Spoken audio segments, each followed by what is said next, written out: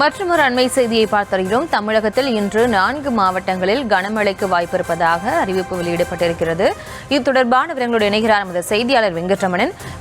வணக்கம். எந்தெந்த மாவட்டங்களுக்கான கனமழை எச்சரிக்கை விடப்பட்டுள்ளது? முழு விவரம். தமிழக பகுதிகளில் ஒரு வளிமண்டல கீழடுக்கு சுழற்சி நிலவி வருவதன் காரணமாக தமிழகத்தில் 4 நாட்களுக்கு கனமழைக்கான எச்சரிக்கை என்பது விடுக்கப்பட்டிருக்கிறது.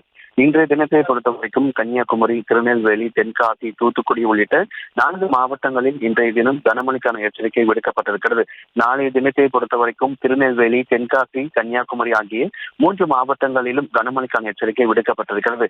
அதே போல 12ஆம் தேதியை பொறுத்தவரைக்கும் தஞ்சாவூர், திருவாரூர், நாகை, மயிலாடுதுறை, புதுக்கோட்டை, சிவகங்கை, ராமநாதபுரம், விருதுநகர், மதுரை, சிவகங்கை, தூத்துக்குடி, திருநெல்வேலி, கன்னியாகுமரி, நீலகிரி, கோவை, திருப்பூர், திண்டுக்கல், தேனி, தென்காசி உள்ளிட்ட 19 மாவட்டங்கள்ல 12ஆம் தேதி கனமழைக்கான எச்சரிக்கை விடுக்கப்பட்டிருக்கிறது.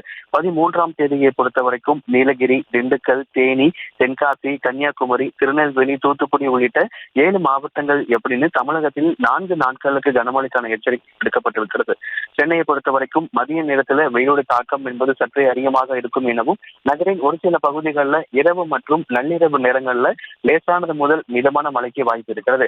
சென்னையில 2 நாட்களுக்கு மிதமான மழைக்கும் தமிழகத்தில் 4 நாட்களுக்கு கனமழைக்கான எச்சரிக்கையும் சென்னை வானிலை ஆய்வு மையம் தெரிவித்திருக்கிறது. குறிப்பாக இன்றைய தினத்தை பொறுத்தவரைக்கும் கன்னியாகுமரி, திருநெல்வேலி, தென்காசி, தூத்துக்குடி உள்ளிட்ட 4 வாய்ப்பு இருப்பதாக சென்னை வானிலை ஆய்வு மையம் தெரிவித்துள்ளது.